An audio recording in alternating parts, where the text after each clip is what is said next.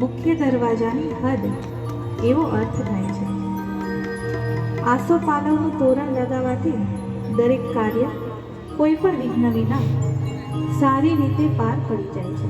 વર અથવા કન્યા તોરણે આવી પહોંચે એટલે ત્યાં તેમનો આદર સત્કાર કરવામાં આવે છે. આમ લગ્ન વિધિમાં તોરણ એટલે વર અથવા કન્યાનો આદર.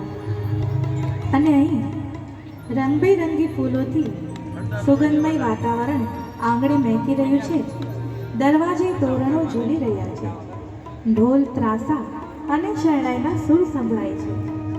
લાડકડી એવા માધવીબેનના લગ્ન લેવાયા છે. ઘરને આંગણે સાથિયા ચિત્રે બાજોટિયા ઢળાયા છે અને રૂડા રૂડા એવા માંડવડા પણ બંધાયા છે.